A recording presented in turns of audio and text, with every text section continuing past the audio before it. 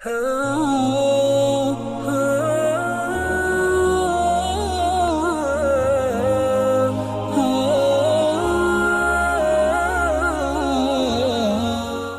خواجہ صاحب کو کیا شعر یاد آیا اس وقت.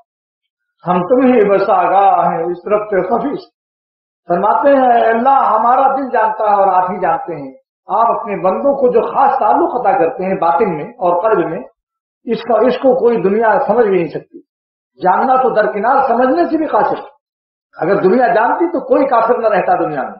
انبیاء کی جانوں کو، ان کے قلوب کو جو تعلق عطا ہوتا ہے اور اولیاء اللہ کو، اگر آپ دنیا جانتی تو ایک بھی کافر نہ ہوتا. مگر چونکہ وہ باطنی چیز، وہ قلب کی چیز اور ایسی چیز ہے کہ وہ ایک سرے سے بھی نہیں معلوم ہوتا.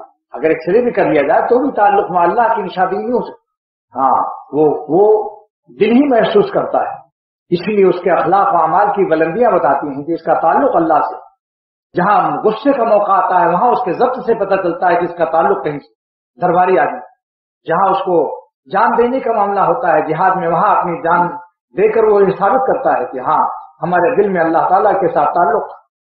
جہاں نگاہیں نیچی کرنی چاہیے جن نامناسب صورتوں سے، غیر کی بیٹیاں، غیر کی بہنیں، اور جہاں نگاہ نیچی کرنی چاہیے وہاں دیکھا جاتا ہے کہ اس کو اپنے اللہ سے کتنا تعلق ہے.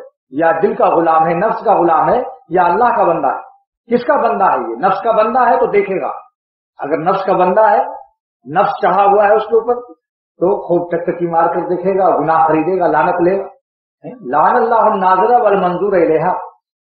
حدیث میں ہے کہ اللہ لعنت کرتا ہے اس شخص پر جو بدنگاہی کرتا ہے، کسی دوسرے عورتوں کو تاک جھانک کرتا ہے، یا کسی امرد حسین کو، لڑکوں کو دیکھتا ہے تو لعنت ہے اس پر. لعنت کے معنی کیا ہے؟ اللہ کی رحمت سے دوری.